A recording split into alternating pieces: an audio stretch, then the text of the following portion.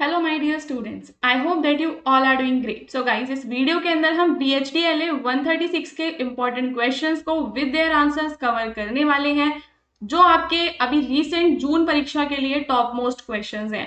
सो यहाँ पे मैं आपको एक और इम्पॉर्टेंट चीज बताना चाहती हूँ कि अगर आपने अभी तक अपना हिंदी भाषा लेखन कौशल यानी कि BHDLA 136 का गेस्ट पेपर परचेज नहीं किया है, तो उसके लिए आप हमारी डिस्क्रिप्शन में दी हुई वेबसाइट पे जा सकते हैं और सर्च ऑप्शन में आपका जो सब्जेक्ट कोड है आप उसे यहाँ पे सर्च करके अपना guest paper with answers bye paying ₹49 इसे परचेज कर सकते हैं। आपके जो भी आपके कोड्स हैं सबके गेस्ट पेपर्स आपको यहाँ पे मिल जाएंगे और आंसर्स होंगे एकदम शॉर्ट एंड डिटेल्ड वे में। ठीक है, ऐसा नहीं होगा, मतलब पॉइंट वाइज आंसर्स होंगे जो आपको काफी आसानी से समझ में आ जाएंगे। उसके अलावा अगर आपकी कोई क्वायरीज हैं तो आप डिस्क्रिप्शन में दिए हुए नंबर पे मेरी टीम को व्हाट्सएप करके अपनी क्वायरीज को पूछ सकते हैं। सो नाउ दोस्तों, क्वेश्चन नंबर 1 जिसमें आपको समाचार से क्या अभिप्राय है उसके बारे में बात करनी है और समाचार प्राप्ति के स्रोत समाचार को कैसे प्रभावित करते हैं इसके बारे में हम डिस्कस करेंगे। ठीक है, सो आंसर के फॉर्मेट पे आपको ध्यान देना है, क्योंकि जब हम एग्जाम में आंसर लिखते हैं तो हम सिर्फ लिखते ही चले जाते हैं और अगर हम उसे एक सिस्टमेटिक तरीके से लिख कर आएंगे तो एग्जामिनर हमें ज्यादा मार्क्स देगा। ठीक है, तो सबसे पहले आप क्या करोगे कि समाचार के बारे में एक छोटा सा इंट्रोडक्शन दोगे, देन फिर आप उसके अर्थ को बताओगे। उसके बाद जो आपके क्वेश्चन का दूसरा पार्ट है आप उसे करेंगे कि समाचार प्राप्ति के जो स्रोत है वो किस तरीके से समाचार को प्रभावित करते हैं। ठीक है, सो ये सारा का सारा हो जाएगा।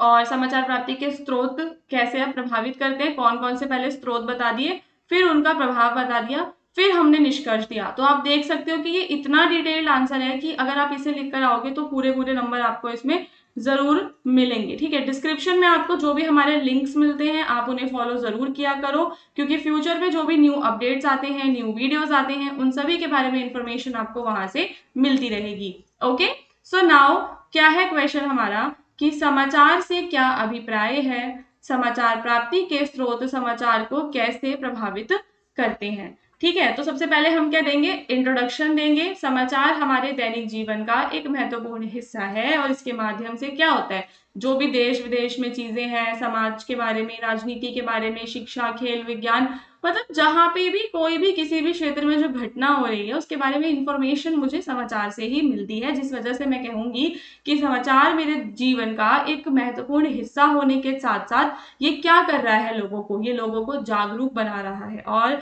लोगों की मदद कर रहा है कि वो अपने आसपास की जो दुनिया है उसको आसानी से समझें। तो आज के आधुनिक युग में समाचार प्राप्त करने के अनेक स्रोत भी उपलब्ध हैं जो समाचारों की गुणवत्ता और विश्वसनीयता और प्रस्तुति को प्रभावित करते हैं। सो नाउ वी हैव कि अब हम इसका अर्थ डिस्क्राइब करेंगे। ठीक है, तो समाचार वह जानकारी है। क्या है समाचार दोस्तों? समाचार वह जानकारी है जो किसी नई, महत्वपूर्ण, रोचक या जनहित से जुड़ी घटना के बारे में लोगों तक पहुंचाई जाती है। ठीक है, तो कोई भी नई घटना होती है, जनहित से जुड़ी हुई चीज है, कुछ भी महत्वपूर्ण चीजें हैं, उन सभी के बारे में जानकारी जो है वही क्या है, वही समाचार है। समाचार इज इक्वल्स टू जानकारी। तो सरल शब्दों में किसी भी नई घटना या तथ्य की सत्य और ताजा जानकारी को समाचार कहा जाता है। ठीक है, क्या होना चाहिए, सत्य होना चाहिए, दूसरा वो जानकारी ताजा होनी चाहिए। अब हम यहाँ पे बात करेंगे कि समाचार की कौन कौन सी मुख्य विशेषताएं होती हैं जिनके बारे में हमें पता होना चाहिए। तो देखो, समाचार नवीन और ताजा होना चाहिए। ठीक है, ओल्ड न्यूज का पढ़ के हम क्या करेंगे, हमें हमेशा लेटेस्ट न्यूज चाहिए होती है। उसमें जनहित और सामाजिक महत्व होना चाहिए। सत्य और निष्पक्ष होना बहुत इंपॉर्टेंट है कि कोई भी जो न्यूज है वो कभी भी बायस्ड नहीं होनी चाहिए। समाचार स्पष्ट और सरल भाषा में प्रस्तुत किया जाना चाहिए। समाचार लोगों की जिज्ञासा और जानकारी की आवश्यकताओं को भी पूरा करता है। तो ये सारी हमारी क्या हो जाएंगी, समाचार की विशेषताएं हो जाएंगी। उदाहरण के लिए चुनाव के परिणाम, प्राकृतिक आपदा, किसी नई सरकारी योजना की घोषणा या फिर किसी खेल प्रतियोगिता की जीत समाचार कहलाती है। ठीक है, अब हम यहाँ पे बात करेंगे स्रोतों की। सबसे पहला जो हमारा स्रोत है वो क्या है, समाचार पत्र है, सबसे इंपॉर्टेंट, क्योंकि समाचार पत्र सबसे पुराने और विश्वसनीय स्रोतों में से एक है। इनमें विस्तृत और तथ्यात्मक जानकारी दी जाती है। अब सबसे पुराने ही है ना, जो हमारे न्यूज़पेपर्स हैं वो काफी पुराना स्रोत है जो पुराने समय से चला आ रहा है और इम्पॉर्टेंट है कि लोग उस पर विश्वास बहुत करते हैं। आज के समय में हम यूट्यूब पे न्यूज़ देख लेते हैं, टीवी चैनल पे न्यूज़ देख लेते हैं, बट उनकी विश्वसनीयता पे कई बार सवाल खड़े हो जाते हैं। लेकिन जब हम न्यूज़पेपर की बात करते हैं तो उस पर इतनी जल्दी सवाल खड़े कोई भी नहीं करता। न्यूज़पेपर के अंदर जानकारी काफ़ी विस्तृत यानी कि डिस्क्रिप्टिव तरीके से दी होती है, तथ्यात्मक यानी फैक्ट बेस्ड जानकारी होती है, और पाठक उसमें अपनी सुविधा के अनुसार जो उसको पढ़ना हो वो पढ़ सकता है। दूसरा जो हमारा माध्यम है, वो जो समाचार को तेजी से लोगों तक पहुंचाते हैं, वो हमारे रेडियो हैं। तो ग्रामीण क्षेत्रों में आज भी हम देखते हैं कि रेडियो पे लोग न्यूज़ को सुनते हैं। तीसरा हमारा टेलीविजन हो गया। टेलीविजन का एक मेजर बेनिफिट ये होता है कि उसमें हमें दृश्य और ध्वनि दोनों देखने के लिए मिलता है। इससे दर्शक घटनाओं को अधिक प्रभावी ढंग से समझ पाते हैं। फिर आपका इंटरनेट और समाचार की वेबसाइट हो गई। तो आज इंटरनेट समाचार प्राप्त करने का सबसे तेज माध्यम बन गया है। विभिन्न समाचार वेबसाइटें और ऑनलाइन पोर्टल 24 घंटे समाचार उपलब्ध कराते हैं, है ना। अब तो सिंपल हो गया कि भाई वेबसाइट पे जब मर्जी कोई भी न्यूज हम देख सकते हैं। And then finally we have social media. अब सोशल मीडिया की न्यूज तो आधी फेक होती है, आधी सच होती है। तो फेसबुक, ट्विटर, इंस्टा, यूट्यूब जैसे सोशल मीडिया प्लेटफॉर्म से भी समाचार हमें मिलते हैं और यहाँ समाचार बहुत तेजी से फैलते हैं। ठीक है, तो सबसे पहले मैंने समाचार का पूरा अर्थ डिस्क्राइब किया, फिर उसके बाद मैंने उसके प्रमुख स्रोतों के बारे में बात की, और अब मैं यहाँ पे बात करूंगी कि ये प्राप्ति के जो स्रोत हैं ये समाचार को कैसे प्रभावित करते हैं। ठीक है, तो समाचार का स्वरूप और उसकी विश्वसनीयता काफी हद तक उसके स्रोत पर निर्भर करती है। ठीक है, कि वो किस स्रोत से आया है, ये चीज इस पर डिपेंड करता है कि वो कितना विश्वसनीय होगा। तो सबसे पहली चीज, उसके जो स्रोत हैं वो उसकी विश्वसनीयता पर प्रभाव डालते हैं। विश्वसनीय समाचार स्रोत आमतौर पर तथ्यों की जांच करके समाचार प्रकाशित करते हैं, जबकि कुछ सोशल मीडिया स्रोत बिना सत्यापन जानकारी साझा कर देते हैं ना। सोशल मीडिया पे गलत समाचार बहुत इजीली फैल जाता है।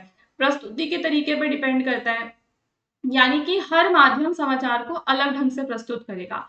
जो आपका समाचार पत्र होगा वो विस्तृत जानकारी देगा, जबकि टेलीविजन, सोशल मीडिया आपको संक्षिप्त और आकर्षक जानकारी देगा।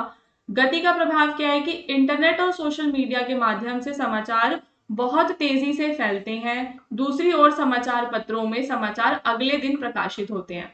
ठीक है, जैसे कि मान लो अभी कोई न्यूज है तो एकदम लेटेस्ट 2 मिनट में ही वो सोशल मीडिया पे हमें दिख जाएगी, लेकिन अब वही चीज न्यूज़पेपर में कब आएगी, हमें नेक्स्ट डे देखने के लिए मिलेगी। तो प्राप्ति के जो स्रोत हैं वो समाचार की गति पर प्रभाव डाल रहे हैं, उसकी प्रस्तुति के तरीके पर प्रभाव डाल रहे हैं, और उसकी विश्वसनीयता पर प्रभाव डाल रहे हैं। इसके बाद जनमत निर्माण की बात करें तो समाचार स्रोत लोगों की सोच और उनकी राय को प्रभावित कर सकते हैं। यदि कोई स्रोत पक्षपातपूर्ण जानकारी देता है तो वह लोगों के विचारों को प्रभावित कर सकता है। अच्छे और जिम्मेदार स्रोत सटीक तथा संतुलित समाचार प्रदान करते हैं, वहीं कुछ स्रोत दर्शकों को आकर्षित करने के लिए सनसनीखेज या अधूरी जानकारी भी प्रस्तुत कर देते हैं। तो उसकी गुणवत्ता पर प्रभाव है, जनमत पर प्रभाव है। ये सारे 5 पॉइंट्स में हम प्रभाव डिस्कस कर लेंगे एंड फाइनली हम निष्कर्ष देंगे, जहां से हमारा जो आंसर है वो पूरा एक कंप्लीट गुड आंसर बन जाएगा। तो अंततः समाचार समाज को जागरूक और सूचित रखने का महत्वपूर्ण माध्यम है। क्या रखने का?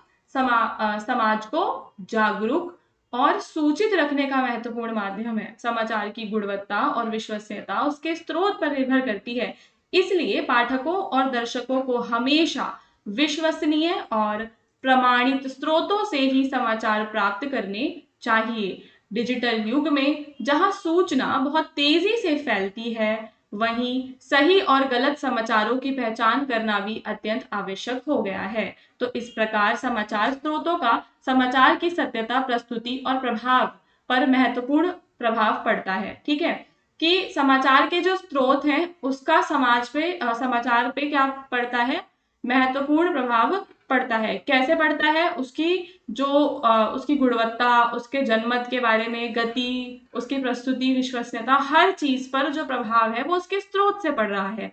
फॉर एग्जाम्पल, अगर मैंने कोई न्यूज फेसबुक पर देखी है तो मैं उस पर इतना विश्वास नहीं करूंगी, और वही मैं उसको द हिंदू के न्यूज़पेपर में देख लेती हूँ तो मेरे को पूरा 100% उस पर विश्वास हो जाएगा। तो इस तरीके से जो स्रोत होते हैं ना वो समाचार को प्रभावित करते हैं। Then we have our next answer, जहां पे हम समाचार की भाषा का वर्णन करते हुए विभिन्न क्षेत्रों में प्रयुक्त भाषा पर प्रकाश डालेंगे। ठीक है, तो देखो दोस्तों, समाचार जनसंचार का एक महत्वपूर्ण माध्यम है, ये हम सभी जानते हैं।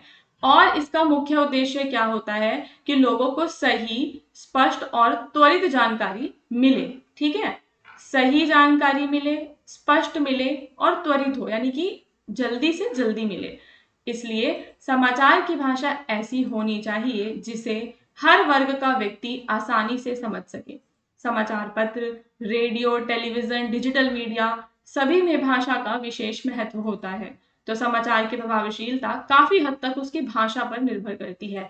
तो क्वेश्चन ने भी यही कहा है कि समाचार की भाषा का पहले वर्णन करना है और फिर वर्णन करते हुए विभिन्न क्षेत्रों में प्रयुक्त भाषा पर आपको प्रकाश डालना है कि जो अलग अलग क्षेत्र हैं वहां पर किस तरीके की भाषा यूज होती है। ठीक है, उस पे आपको प्रकाश डालना है। तो यहाँ पे सबसे पहले क्या आएगा आपका, समाचार की भाषा का स्वरूप जानेंगे हम। तो समाचार की जो भाषा है वो सामान्य, सरल, स्पष्ट और वस्तुनिष्ठ होती है। ठीक है, इसमें किसी प्रकार के अलंकार, ये कोई कविता या कहानी नहीं है कि जिसमें हम अलंकार, कठिन शब्द या भावनात्मक अभिव्यक्ति करेंगे। तो ये सब इसमें देखने के लिए नहीं मिलता, आपकी भावनाओं से जुड़ा हुआ तो बिल्कुल भी नहीं होता। समाचार की भाषा की जो प्रमुख विशेषताएं हैं उसमें सबसे पहले आएगा सरलता। ऑब्वियसली जो भाषा है वो सरल और सहज होनी चाहिए ताकि जो आम पाठक है, जो श्रोता है, वो उसको आसानी से समझ सके। दूसरा, जो भाषा है वो स्पष्ट होनी चाहिए। तो समाचार में किसी भी प्रकार का भ्रम ना हो, ऐसी भाषा यूज नहीं करनी कुछ चीजें उसमें क्लियर ही नहीं हो पा रही, अनक्लियर मैसेज जा रहा है, ऐसा नहीं होना चाहिए। तो भाषा में सरलता, सहजता, स्पष्टता ये होते हुए फिर होनी चाहिए उसमें संक्षिप्तता, यानी कि कम शब्दों में मोर इन्फॉर्मेशन देना। ठीक है, तो समाचार में कम शब्दों में अधिक जानकारी देने की कोशिश करनी है। जो भी अनावश्यक चीजें हैं वो उसमें नहीं होनी चाहिए। ठीक है, आप कोई कहानी नहीं क्रिएट कर रहे हो, आप कोई किताब नहीं लिख रहे हो, तो आपका समाचार संक्षिप्त होना चाहिए, उसमें वस्तुनिष्ठता होनी चाहिए। तो समाचार की जो भाषा है वो निष्पक्ष होती है, इसमें पत्रकार के व्यक्तिगत विचार या भावनाएं तो बिल्कुल भी नहीं होनी चाहिए, मतलब बायस्ड नहीं होना चाहिए बिल्कुल भी, वस्तुनिष्ठ होना चाहिए। वस्तुनिष्ठता का मतलब होता है कि निष्पक्षता हो। विश्वसनीयता का मतलब होता है कि सत्य और विश्वसनीयता वो बना के रखे कि क्रॉस चेक होता है कभी तो चीजें करेक्ट निकले। ठीक है, तो समाचार की भाषा सरल, स्पष्ट, संक्षिप्त, वस्तुनिष्ठ, विश्वसनीय होनी चाहिए। अब हम यहाँ पे देखेंगे कि विभिन्न क्षेत्रों में किस प्रकार की जो भाषा है उसका प्रयोग होता है। तो समाचारों का विषय अलग अलग क्षेत्रों से जुड़ा होता है, इसलिए प्रत्येक क्षेत्र में प्रयुक्त भाषा की अपनी विशेषताएं होती हैं। ठीक है, समाचारों का विषय अलग अलग क्षेत्रों से जुड़ा होता है ना। कैसे जुड़ा होता है, जैसे कि देखो कुछ समाचार होते हैं जो राजनीतिक होते हैं, राजनीति से जुड़े हुए हो गए, तो वहां पे भाषा थोड़ी डिफरेंट होगी, औपचारिक होगी, संतुलित होगी। आर्थिक वालों की जो भाषा है उसकी शब्दावली ही अलग होती है ना, उसमें इंग्लिश वर्ड्स हम देखते हैं वो होते हैं। फिर आपके खेल समाचार हो गए, विज्ञान के हो गए, मनोरंजन के हो गए, अपराध हो गए, तो ये 5-6 तरीके के आप बताएंगे। इसमें क्या है कि अलग अलग क्षेत्र में भाषा हमें डिफरेंट देखने के लिए मिल रही है। तो राजनीतिक समाचार में सरकार, चुनाव, संसद, नीति, नेता, इन सब के बारे में मिलेगा। तो शब्द संविधान से जुड़े हुए होंगे, प्रशासनिक होंगे, औपचारिक भाषा होगी, संतुलित होगी, है ना। तो संसद के मॉनसून सत्र में सरकार ने नया विधेयक प्रस्तुत किया, तो भाषा प्रशासनिक शब्द हम इसमें देख पा रहे हैं। फिर हमारे आर्थिक समाचार हो गए जिसमें आर्थिक शब्दावली देखेंगे हम, लेकिन भाषा को यथासंभव सरल रखने का प्रयास वहां पे किया जाएगा। जैसे कि शेयर बाजार में आज सेंसेक्स 300 अंक बढ़कर बंद हुआ। खेल समाचार में रोचक और उत्साहपूर्ण भाषा होनी चाहिए भाई, जैसे कि भारतीय टीम ने शानदार प्रदर्शन करते हुए मैच 5 विकेट से जीत लिया। तो यहाँ पे शब्द हमने क्या देखे हैं कि जो हमारे शब्द हैं वो रोचक हो गए, जब कोई पढ़ रहा है तो उसमें एक्साइटमेंट जगेगी। अब विज्ञान और तकनीकी में क्या होगा, जैसे इसकी न्यूज है आपकी क्या कि वैज्ञानिकों ने नई ऊर्जा तकनीक विकसित की है जिससे बिजली उत्पादन अधिक प्रभावी होगा।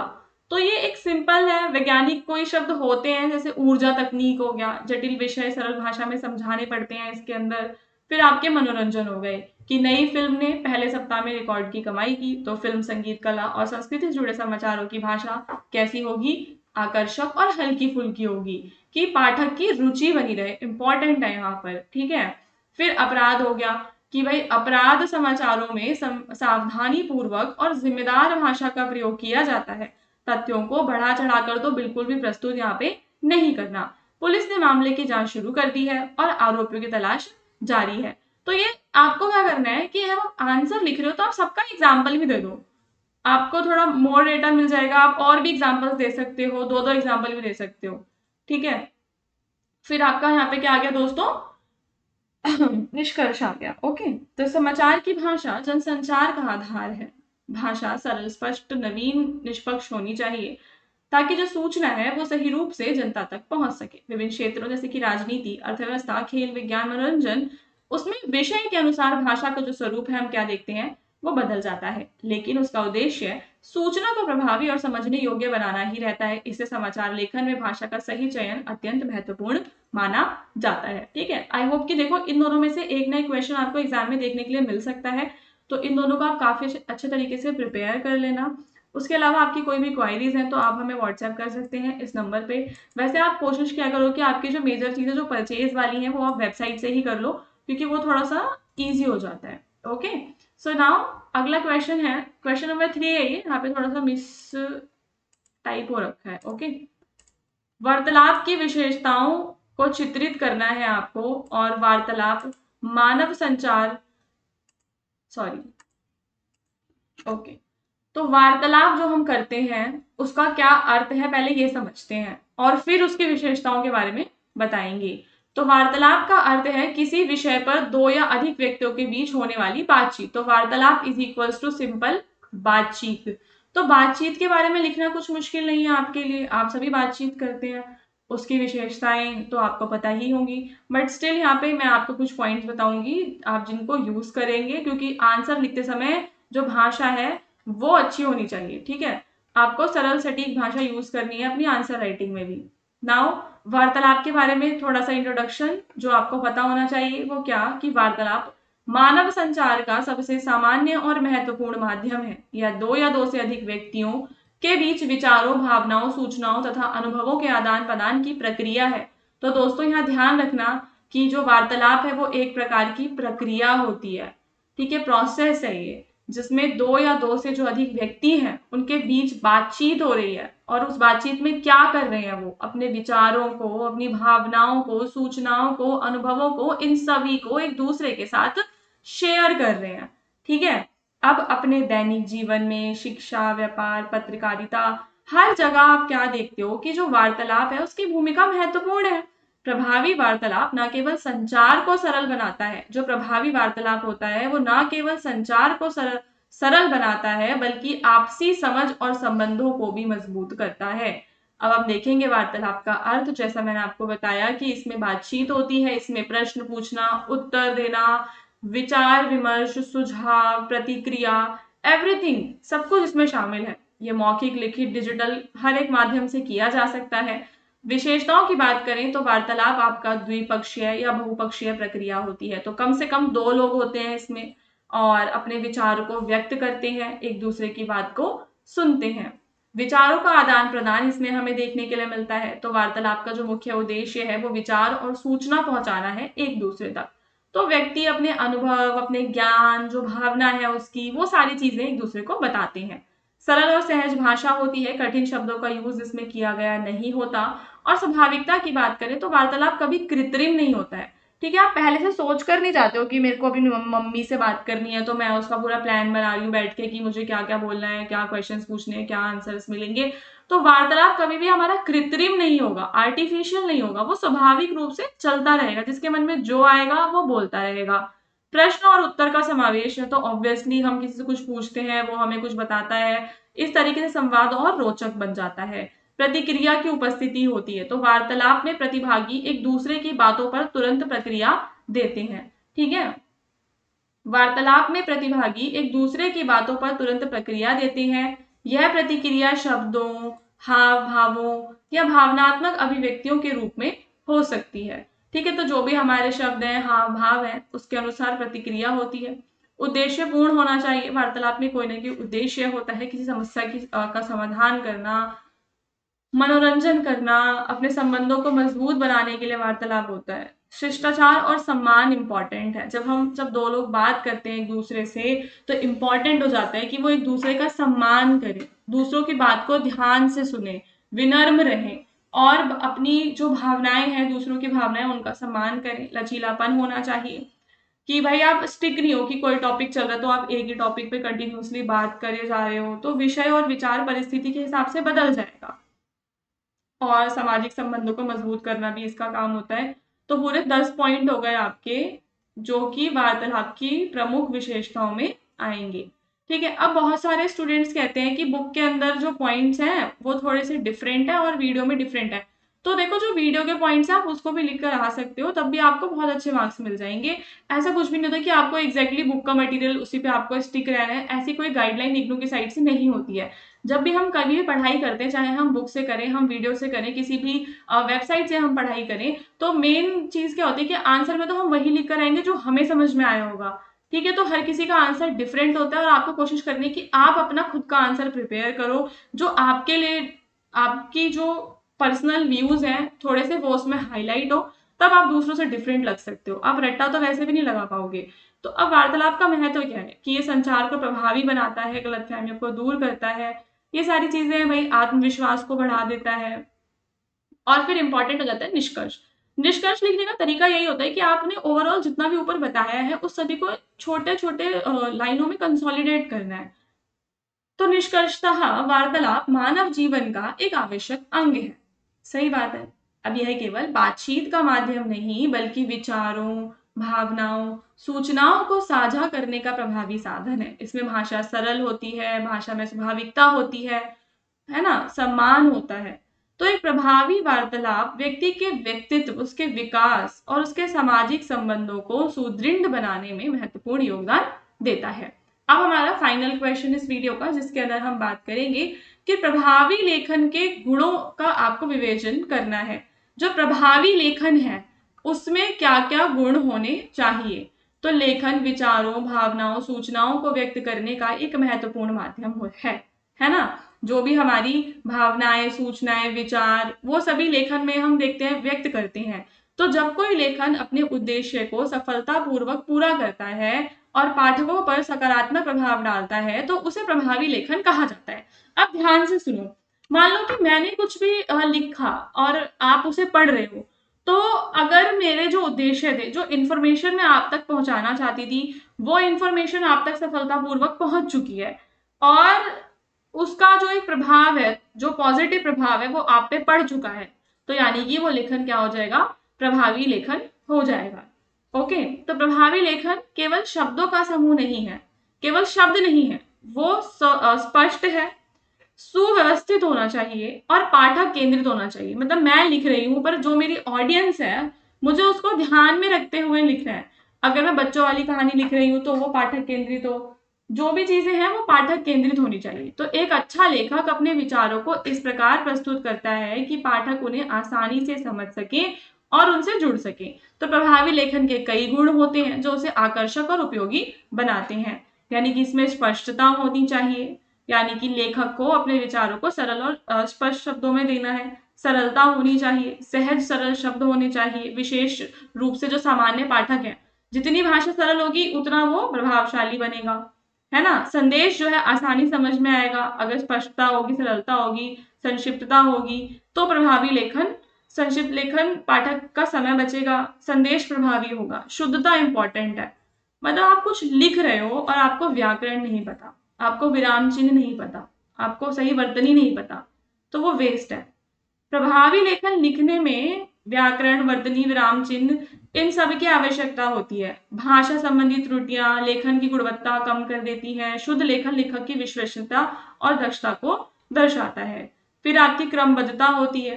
तो प्रभावी लेखन सुव्यवस्थित और क्रमबद्ध होता है। विचारों को उचित क्रम में प्रस्तुत किया जाना चाहिए।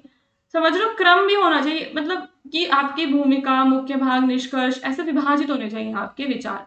सुसंगतता, तो लेखन के सभी विचार आपस में जुड़े होने चाहिए। एक विचार से दूसरे विचार तक स्वाभाविक रूप से पहुंचना चाहिए। यदि लेखन में सुसंगता नहीं होगी तो पाठक विषय से क्या होंगे, भटक जाएंगे। है ना। फिर आपके जो उद्देश्य हैं वो पूरे होने, मतलब जानकारी देना, उसको अच्छे से समझाना है, मनोरंजन करने के लिए, मतलब आपने जिस भी उद्देश्य से वो लिखा है, फिर आपका उद्देश्य पूरा होना चाहिए। रोचकता होनी चाहिए, रुचि बना के रखो, ताकि आपका जो पाठक है वो उसको अंत तक पढ़े। और पाठक केंद्रिता तो मैंने आपको बताया ही था कि पाठकों की जो उनका कितना ज्ञान का स्तर है उसके हिसाब से आपको लिखना है। ठीक है, फिर आपका फाइनल निष्कर्ष आ जाएगा। एक चीज मैं आपको बता देती हूँ कि जितने भी हमारे चैनल पे वीडियोस हैं, आप उन्हें कैसे फाइंड आउट करोगे। सपोज आपने गेस्ट पेपर ले लिया है और उसको पढ़ लिया है, और अब आप चाहते हो कि कुछ और एक्स्ट्रा मटेरियल आपको पढ़ना है, तो आप हमारी वीडियोस देख सकते हो बाकी की जो अवेलेबल है। तो BHDLA 136 आप यूट्यूब पे सर्च करो और आगे हमारे चैनल का नाम डाल दो, स्कॉलरली माइंड्स। तो जो भी अवेलेबल होंगे वीडियोस या जो प्लेलिस्ट लिंक वगैरह होंगे वो आपको वहां पे इजीली मिल जाएंगे, आप वहां से सारी की सारी वीडियोस को देख सकते हो। ओके, सो नाउ अंततः प्रभावी लेखन विचारों को सफलतापूर्वक संप्रेषित करने की एक कला के तरीके से, कला है एक तरीके की, ठीक है। इसमें स्पष्टता, सरलता, सुसंगता, रोचकता, ये सब इसके गुण हैं। और इन गुणों को अपनाकर कोई भी व्यक्ति अपने लेखन को अधिक प्रभावशाली और आकर्षक बना सकता है। प्रभावी लेखन न केवल जानकारी प्रदान करता है बल्कि पाठकों पर सकारात्मक प्रभाव भी छोड़ता है और संचार को सफल बनाता है। ठीक है, जो भी संचार है वो सफल हो जाएगा जब मेरे सारे जो ये पॉइंट्स हैं ये मेरा लेखन पूरे कर पाएगा। सो अब हम मिलेंगे हमारे नेक्स्ट वीडियो में। जब तक के लिए all the best for your examinations.